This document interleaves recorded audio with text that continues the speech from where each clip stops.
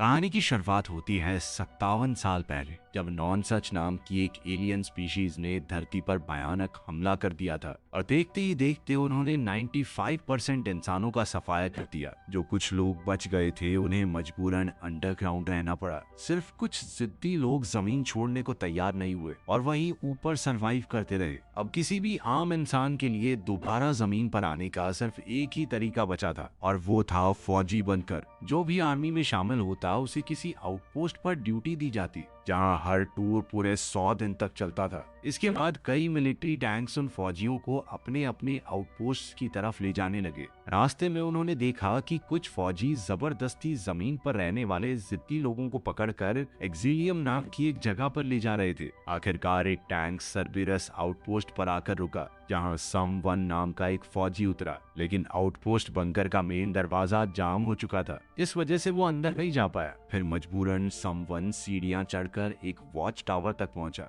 जहां सिस्टम ने उसकी उंगली से खून निकालकर डीएनए आइडेंटिफिकेशन किया। फिर सिस्टम ने तुरंत उसकी सर्विस शुरू होने पर उसे बधाई दी और साथ ही उसकी ड्यूटीज के बारे में समझाया। उसे डिफेंस सर्कल मेंटेन करना था, सिक्योरिटी कैमरास का ध्यान रखना था, नॉन सच एलियंस पर नजर रखनी थी और अगर कोई इंसान बेवजह घूमता दिखे तो उसे पकड़कर एक्सिलियम भेजना था। इसके बाद समवन ने पूरा सिस्टम चेक किया और अपने कमांडर से कांटेक्ट किया। उसने बताया कि वो जिस फौजी की जगह लेने आया था वो यहाँ पर है ही नहीं। कमांडर ने बताया कि पिछले गार्ड को मेडिकल इमरजेंसी की वजह से पहले ही वहां से जाना पड़ा था। फिर साथ ही उसने समवन को चेतावनी दी कि उसे हर 12 घंटे में रिपोर्ट करना होगा और किसी भी हाल में अपने इलाके से बाहर जाने की इजाजत नहीं है उसे। शाम होते ही उसने रिपोर्ट किया कि सब कुछ कंट्रोल में है और साथ ही उसने बंकर का एक्सेस कोड मांगा, क्योंकि मेन दरवाजा खराब हो गया था। इसी वजह से उसे बाहर जाकर दूसरे दरवाजे से बंकर में घुसना पड़ता।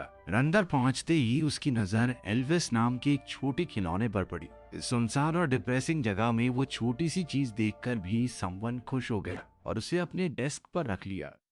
फिर रात में उसने बाहर बैठकर एलियंस पर नजर रखी और साथ ही सिगरेट पीते हुए अपनी ड्यूटी करता रहा। उस दिन के बाद समवन की जिंदगी एक ही रूटीन में सिमट कर रह गई। हर सुबह सिस्टम उसे जगाता और याद दिलाता कि उसकी ड्यूटी खत्म होने में कितने दिन बचे थे। उसके बाद समवन बालकनी में एक्सरसाइज करता और फिर शावर लेता। यहाँ पहली बार पता चला कि हर फौजी की गर्दन पर एक खास टैटू बना हुआ था। फिर रोज की तरह वो सिस्टम चेक करता, पूरे इलाके की इंस्पेक्शन करता और राशन से अपना खाना तैयार करता। लेकिन दिन के पहले ही खाने के दौरान उसकी नजर एक परछाई पर पड़ी, जो बड़ी तेजी से उसके पास से गुजरी। ध्यान से देखने पर पता चला कि बंकर में एक चूहा घुस गया था, लेकिन जैसे ही समवन उसके करीब गया तो वो तुरंत छुप गया। फिर शाम होते ही समवन ने अपनी डेली रिपोर्ट सबमिट की और उसे नया बंकर कोड मिला, लेकिन उसने चूहे के बारे में कुछ नहीं बताया। फिर धीरे धीरे दिन बीतने लगे, लेकिन हर दिन बिल्कुल पिछले जैसा लगता था। कोई रोमांच, कोई नई चीज होती ही नहीं थी। इसका असर समवन के दिमाग पर साफ दिखाई देने लगा था। लगभग 2 हफ्ते बाद एक सुबह अचानक उसकी आंख खुली और उसने देखा कि वही चूहा उसके पेट पर बैठा हुआ था। काफी दिनों बाद शायद पहली बार समवन दिल से एक्साइटेड हुआ। उसने तुरंत चूहे को पकड़ लिया और उसे अपने हेलमेट के अंदर रखकर ध्यान से देखने लगा, लेकिन फिर अगले ही पल चूहा उसकी पकड़ से निकलकर भाग गया। तभी अचानक पूरे बंकर में अलार्म बजने लगा।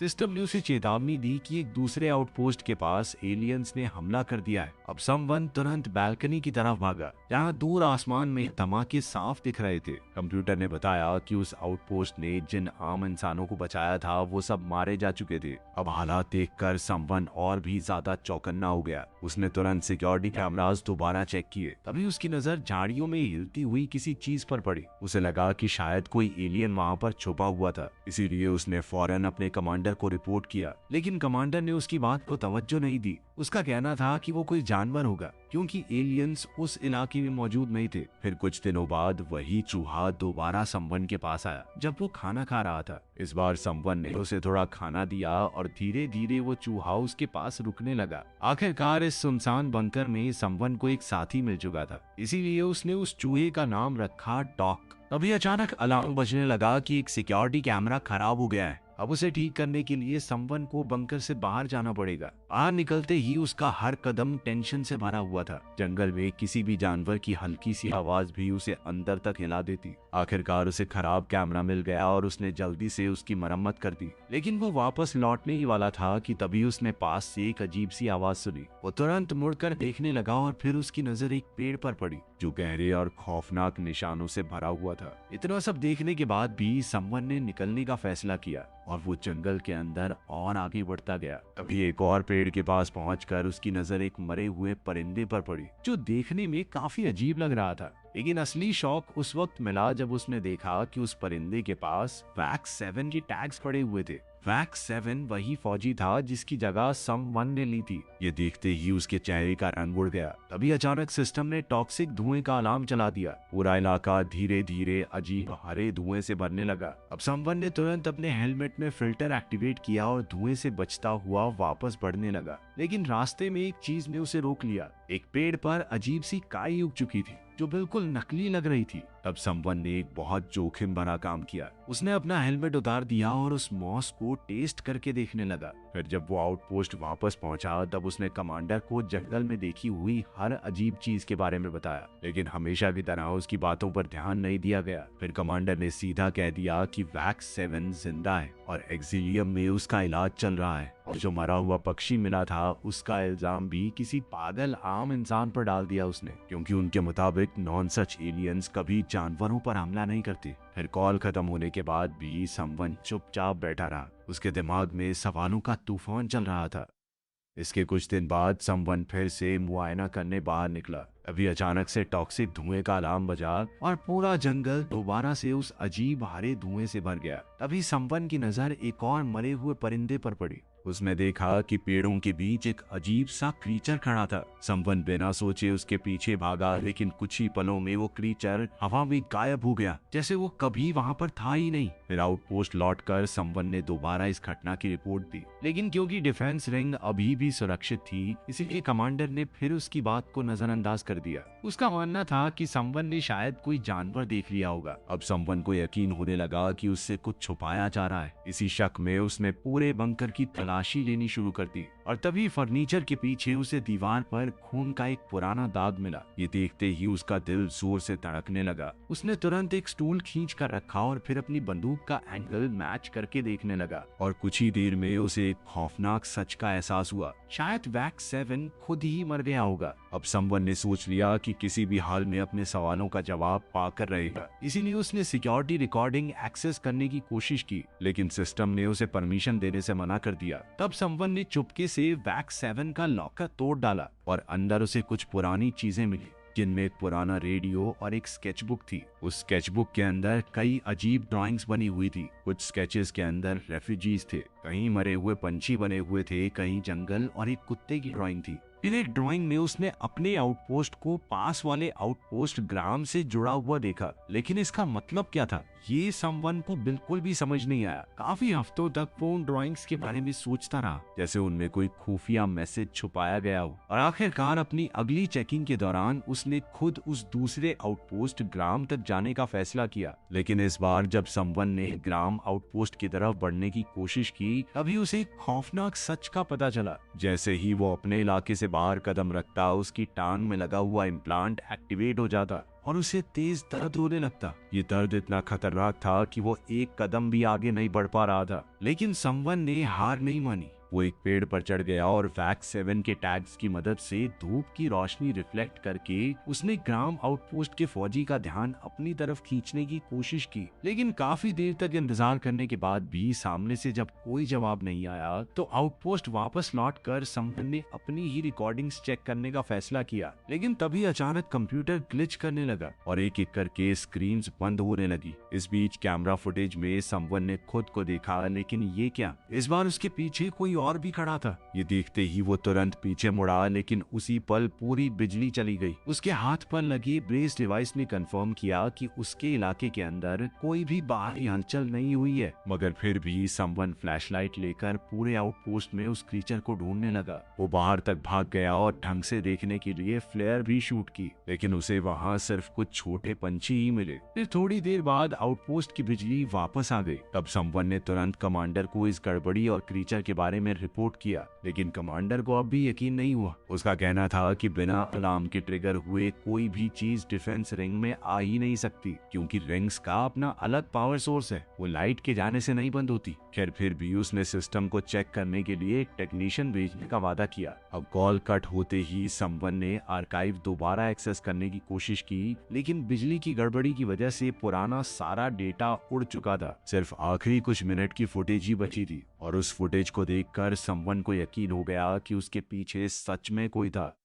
फिर अगले दिन उसने अपने नॉर्मल रूटीन में रहने की कोशिश की, लेकिन अब उसकी तबीयत बिगड़ने लगी थी। उसने दवा भी ली, लेकिन अंदर ही अंदर वो इतना परेशान और घबरा चुका था कि ग्लास साफ करते वक्त उसने कांच तोड़ डाला। अभी अचानक लॉकर के अंदर से बच्चों की गाने की आवाज आने लगी। पहले तो समवन डर गया, लेकिन फिर उसे समझ आया कि आवाज उस पुराने रेडियो से आ रही है। रेडियो के उस तरफ ग्राम आउटपोस्ट का सोल्जर कर 4 था, जो कि वैक 7 के बारे में पूछ रहा था। समवन ने उसे बताया कि वैक 7 की जगह पर मैं आ गया हूँ, मगर ये सुनते ही कर 4 तुरंत चुप हो गया और उसने कॉल काट दी। जाने से पहले उसने सिर्फ इतना कहा कि 2 आउटपोस्ट्स के बीच बातचीत करना मना है। बाद में एक बार फिर बिजली में गड़बड़ी होने लगी। इस बार परेशान होकर समवन ने कमांडर से बात की और टेक्नीशियन के बारे में पूछा, जो कई दिन पहले यहाँ पर पहुंच जाना चाहिए था। मगर तब कमांडर ने बताया कि एक और आउटपोस्ट पर हमला हुआ था और वहाँ कोई भी जिंदा नहीं बचा। इसी वजह से टेक्नीशियन बहुत सावधानी से आगे बढ़ रहा है ताकि वो जोखिम में न पड़े।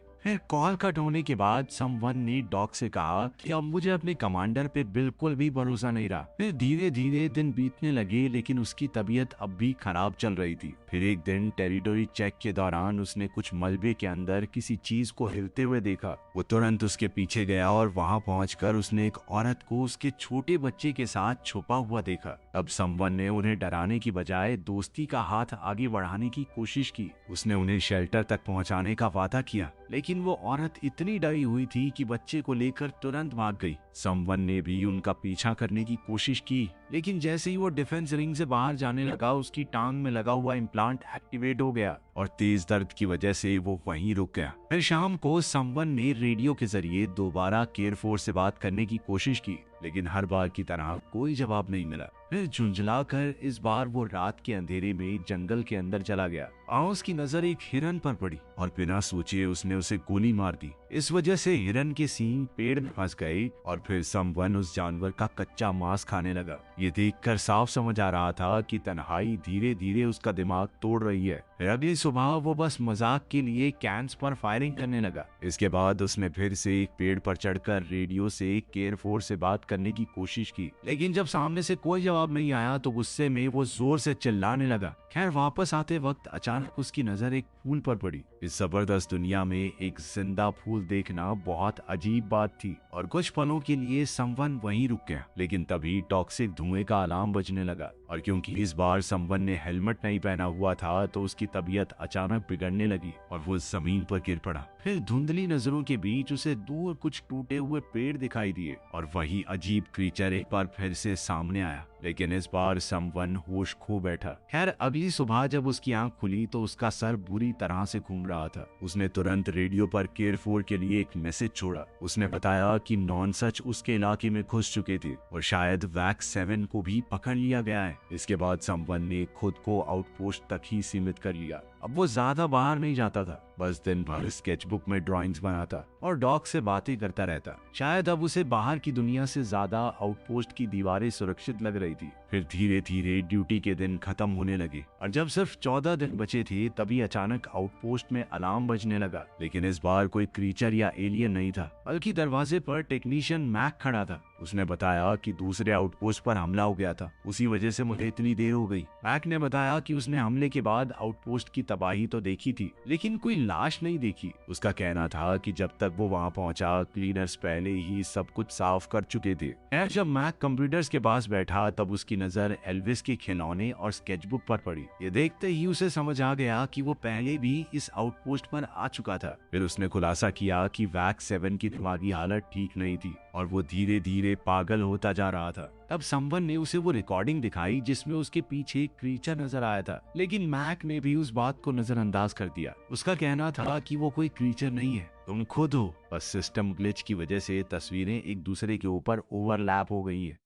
खैर इसके बाद मैक ने सिक्योरिटी सिस्टम्स चेक करने शुरू किए और तब उसे पता चला कि डिफेंस रिंग के कैमरास एकदम बंद पड़े थे। ये बात अजीब थी क्योंकि समवन कुछ ही दिन पहले उन्हें रिचार्ज कर चुका था। अब दोनों सिस्टम चेक में लग गए। डॉक धीरे से डेस्क पर चढ़ गया, लेकिन जैसे ही मैक की नजर उस पर पड़ी तो उसने बिना सोचे उसे जोर से हटा दिया। अचानक डॉक हवा में उछलकर दूर जा गिरा और ये देखते ही समवन का गुस्सा बढ़ गया। वो तुरंत भागकर डॉक के पास गया और घबराहट में उसे देखने लगा। फिर कुछ पल बाद डॉक ने आंखें खोली और तब जाकर समवन ने चैन की सांस ली, लेकिन इधर मैक उसे अजीब नजरों से देख रहा था। उसने मजाक उड़ाते हुए कहा कि समवन भी वैक 7 की तरह पागल होता जा रहा है। बस यही बात समवन के अंदर चुभ गई। गुस्से में उसने तुरंत बंदूक निकालकर मैक पर तान दी और उसे आर्काइव रिकॉर्डिंग्स निकालने को कहा। ये रूल्स के खिलाफ था, इसलिए मैक ने साफ मना कर दिया। उसे लग रहा था कि समवन उसे मारेगा थोड़ी, बस एक्टिंग कर रहा है। लेकिन अगले ही पल समवन ने 2 जोरदार मुक्के मारे उसे। अब मैक्स सच में डर गया। फिर उसने तुरंत डॉक से माफी मांगी और आर्काइव खोलने की कोशिश शुरू कर दी। काफी मेहनत के बाद वो कामयाब रहा, लेकिन दिक्कत अभी भी खत्म नहीं हुई। आर्काइव खोलने के लिए 2 पर्सनल कोड्स चाहिए थे, क्योंकि पहले हर आउटपोस्ट पर एक साथ 6 कार्ड हुआ करते थे। मगर समवन अब भी मैक को जाने देने के मूड में नहीं था। उसने कहा कि जब तक नहीं खुलता तब तक तू नहीं जाएगा यहाँ से। अभी अचानक मैक ने स्क्रू ड्राइवर उठाया और समवन पर हमला कर दिया और फिर दोनों के बीच भयानक लड़ाई शुरू हो गई। जख्मी होने के बाद भी समवन ने कुछ ही सेकंडों में मैक को दबा दिया, लेकिन मैक ने भी मौका देखकर उसके घाव पर जोर से वार किया। दर्द से तड़पने के बावजूद समवन ने मैक का ब्रीदिंग डिवाइस पकड़ लिया और उसे दबाकर उसका गला घोंटने लगा। अब मैक की आंखें धीरे धीरे लाल होने लग गई थी और ये देखकर समवन एक पल के लिए रुक गया। जब समवन अपनी बंदूक वापस उठाने गया तब मैक ने सालों पुरानी एक खौफनाक कहानी सुनानी शुरू की। उसने बताया कि जब वो जवान था तब एक मिशन के दौरान उसकी टीम का हेलीकॉप्टर रेगिस्तान में क्रैश हो गया था। उस एक्सीडेंट में सिर्फ वो और एक और फौजी जिंदा बचे थे। मैक मदद ढूंढने निकला, लेकिन जब तक वो वापस आया तब तक उसके साथी के दोनों कान काटे जा चुके थे। और फिर जब उनके आसपास एक भयानक बवंडर शुरू हुआ तब मैक ने पहली बार नॉन सच को देखा था। वो आंधी के अंदर परछाइयों की तरह छुपे हुए थे और कुछ ही पलों में उन्होंने उसके साथी को बेरहमी से मार डाला। मैक ने बताया कि उन एलियंस की चीखें इतनी खौफनाक थी कि उनकी आवाज सुनते ही उसके कानों से खून बहने लगा था। उसका पूरा शरीर अंदर से फटने जैसा दर्द महसूस कर रहा था। अब उसे समझ आया कि उसके साथी ने अपने कान खुद क्यों काट दिए ताकि उसे वो आवाज सुनाई ना दे। अंत में जब उसकी टीम ने आखिरकार मैक को ढूंढा तब उसके फेफड़े रेत से भर चुके थे और उसका गला पूरी तरह खराब हो गया था। इसी वजह से अब उसे सांस लेने के लिए वो ब्रीदिंग डिवाइस पहनना पड़ता है। खैर फिलहाल के लिए समवन ने मैक को बंकर के अंदर ही बंद कर दिया ताकि जरूरत पड़ने पर वो उसका दोबारा इस्तेमाल कर सके। इसके बाद समवन ने अपने घाव साफ किए, दवा ली और हमेशा की तरह अपनी रिपोर्ट भेज दी जैसे सब कुछ नॉर्मल चल रहा हो। जब कमांडर ने मैक के बारे में पूछा तब समवन ने झूठ बोल दिया कि वो तो सिस्टम लीक करके कब का जा चुका है। इसके बाद आखिरकार उसका कांटेक्ट दोबारा से केयर 4 से हुआ। इसके बाद केयर 4 ने अपना एक्सेस कोड दिया, जिसके बाद समवन आखिरकार आर्काइव रिकॉर्डिंग्स देख पाया। वीडियो में वैक 7 शुरुआत में बिल्कुल नॉर्मल लग रहा था। वो रूटीन फॉलो करता रहा, अपनी ड्यूटी करता रहा, धीरे धीरे डॉक के साथ जुड़ भी गया। लेकिन वक्त के साथ साथ उसका दिमाग टूटने लगा, उसकी हालत बिगड़ती गई और उसने गुस्से में सिस्टम और कंप्यूटर तक तोड़ दिए। अब जाकर समवन को बिजली की गड़बड़ी की असली वजह समझ आई। ये सब देखने के बाद समवन ने तुरंत केयर 4 से बात की और अपनी थ्योरी के बारे में बताया। उसका मानना था कि शायद नॉन सच नाम की कोई चीज है ही नहीं, क्योंकि ना तो किसी ने आज तक उन एलियंस को ढंग से देखा था और ना ही इतने वक्त में उसने किसी मरे हुए शरीर को देखा है। समवन को लगने लगा कि ये सब सरकार का बनाया हुआ एक बहुत बड़ा झूठ था ताकि लोगों को डराकर एक्सिलियम भेजा जा सके। सच तो ये था कि दुनिया के नेचुरल रिसोर्सेज धीरे धीरे धीरे खत्म हो रहे थे और अमीर लोग उन रिसोर्सेज को सिर्फ अपने लिए बचा कर रखना चाहते थे। इसीलिए फौजियों को जमीन पर भेजा जा रहा था ताकि वो आम इंसानों को पकड़कर अंडरग्राउंड भेज दे या जरूरत पड़ने पर उन्हें मार डाले। और शायद इसी वजह से वो औरत और उसका बच्चा उसके साथ शेल्टर में भी नहीं चले। लेकिन केयरफोर को उसकी एक भी बात पर यकीन नहीं हुआ। उसने भी समवन को वैक 7 की तरह पागल समझना शुरू कर दिया। फिर उसने वही पुराना गाना बजाया जो कि एक नर्सरी राइम थी और पहले वैक 7 को शांत करने के लिए इस्तेमाल की जाती थी। लेकिन इस बार समवन को वो गाना और भी ज्यादा परेशान करने लगा और उसने तुरंत कॉल काट दी।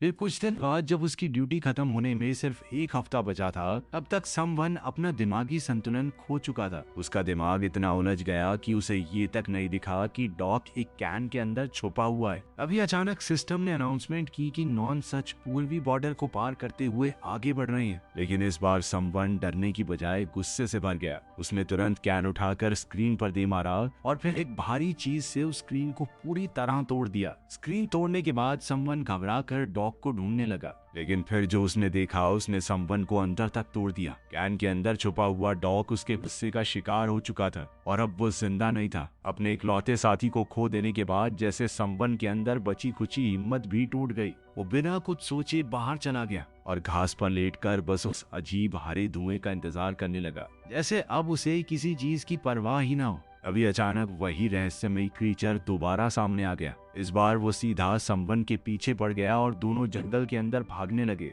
भागते भागते समवन की नजर उस हिरन के पुराने सींग पर पड़ी जो पहले वहीं छूट गए थे। गुस्से में उसने उन्हें उठाया और क्रीचर पर टूट पड़ा। काफी जद्दोजहद के बाद जब वो चीज हिलना बंद हुई तब समवन ने ध्यान से उसका चेहरा देखा और यहीं उसे एक हिला देने वाला सच पता चला। वो कोई एलियन क्रीचर नहीं था, वो वैक 7 था। तन्हाई और पागलपन ने उसे इतना तोड़ दिया कि वो जंगल में एक जंगली इंसान की तरह भटक रहा था। अब समवन को लगने लगा कि उसके साथ बहुत बड़ा धोखा हुआ है। अब वो तुरंत आउटपोस्ट वापस गया, अपनी बंदूक उठाई और सीधा मैक के पास पहुंच गया। उसने मैक से कहा कि अब मुझे तुम्हारी कहानी पर यकीन नहीं है। समवन को लगने लगा कि झूठ, डर और गुस्सा ही वैक 7 को इस हालत तक ले आए थे। शायद फौजियों और आम इंसानों के बीच खौफ फैलाना सरकार के प्लान का हिस्सा था। लेकिन मैक को इन सब बातों से कोई फर्क नहीं पड़ रहा था। उसका बस एक ही मकसद था, किसी तरह वापस अपने परिवार के पास पहुंचना। लेकिन समवन के पास एक और खतरनाक प्लान था। वो डिफेंस रिंग की बिजली बंद करना चाहता था। मैक ने उसे चेतावनी दी कि ऐसा करना बहुत जोखिम भरा हो सकता है, लेकिन समवन अब भी मानता था कि नॉनसेंस जैसा कुछ है ही नहीं। इसीलिए उसने मैक को धमकाकर पूरा प्लान समझ लिया। इसके बाद समवन ने केयरफोर से रेडियो पर बात की और कहा कि वो उससे मिलने आ रहा है ताकि दोनों मिलकर इस पागलपन से आजाद हो सके। फिर उसने अपना सारा सामान पैक कर लिया और सिर्फ अपना एक स्केच पीछे छोड़ दिया। उसने मैक को भी आजाद कर दिया जो कि अपनी बाइक लेकर वहां से निकल गया। फिर समवन ने अपना आर्मी टैग जला डाला और डॉग को अच्छे से दफनाया। जैसे ही उसने बॉर्डर पार करना चाहा, उसकी टांग में इम्प्लांट का दर्द फिर से शुरू हो गया। लेकिन इस बार समवन रुका नहीं। मैक की बातें फॉलो करते हुए वो जमीन खोदकर बिजली की तारों तक पहुंच गया और आखिरकार उन्हें डिस्कनेक्ट करने में कामयाब हो गए। अचानक पूरे सिस्टम में अलार्म बजने लगा, लेकिन समवन ने अपना ब्रेस तोड़ डाला ताकि सिस्टम ही बंद हो जाए। उसी पल उसके आउटपोस्ट की सारी स्क्रीन्स भी एक साथ काली हो गई।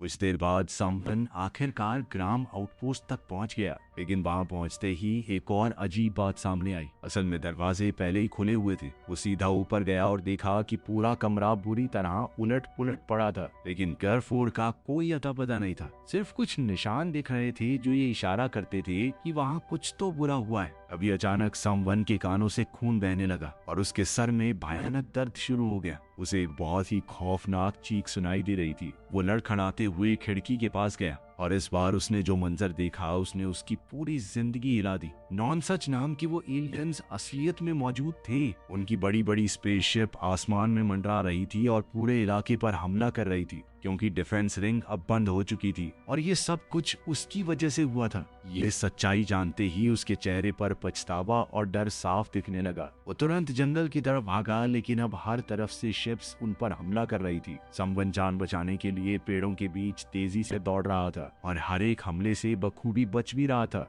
लेकिन तभी एक धमाका उसके बहुत करीब हुआ और वो जोर से उछलकर एक पेड़ से जा टकराया। जहाज उनके ऊपर दोबारा हमला करने ही वाले थे कि तभी मैक वहां पर पहुंच गया और उसने समवन को बचा लिया। लेकिन उसकी राहत सिर्फ कुछ ही पलों की थी, क्योंकि अगले ही पल एक असली नॉन सच एलियन उनके सामने आ गया। वो क्रीचर इतना बड़ा और डरावना था कि उसे देखते ही समवन का खून जम गया और बिना वक्त गवाए उस मॉन्स्टर ने गाड़ी को तोड़ दिया। फिर उसने मैक का सर धड़ से अलग कर दिया। ये सब इतनी तेज हुआ कि समवन को रिएक्ट करने का मौका तक नहीं मिला। अब पूरी तरह डरे हुए समवन ने फिर से भागना शुरू किया। हर तरफ जोरदार धमाके हो रहे थे, शिप्स उसका पीछा कर रही थी, लेकिन किसी तरह वो वापस बंकर तक पहुंच गया। लेकिन वहाँ एक और परेशानी उसका इंतजार कर रही थी। असल में बंकर में घुसने के लिए नया एक्सेस कोड चाहिए था। अब कुछ पल के लिए समवन को लगा कि अब सब कुछ खत्म हो चुका है, लेकिन फिर किसी तरह समवन ने अपना टूटा हुआ ब्रेस दोबारा एक्टिवेट कर दिया और तुरंत नया कोड निकाला। वो जल्दी से अंदर घुसा और सीधा सेल एरिया की तरफ भागा और बिल्कुल ऐन मौके पर उसने दरवाजा लॉक कर दिया। वहीं बाहर कॉरिडोर में नॉनसच की खौफनाक चीखें गूंज रही थी। उसकी आवाज सुनते ही समवन का सर फिर से फटने लगा। अभी उसने देखा कि वो क्रीचर धीरे धीरे दीवार तोड़कर अंदर घुस रहे हैं। डर के मारे समवन ने छुपने की कोशिश की, लेकिन आखिरकार एक नॉनसच ने उसे ढूंढ ही निकाला। क्रीचर धीरे धीरे उसके करीब आ रहा था और जैसे ही उसने अपना खौफनाक मुंह खोला, उसी पल समवन ने अपनी बंदूक चला दी। लेकिन ये कहानी इसी रोमांचक नोट पर खत्म हो गई। आपको क्या लगता है, समवन बच गया होगा या एलियन ने उसे खत्म कर दिया होगा? कमेंट्स में जरूर बताना। हम मिलते हैं अगली वीडियो में।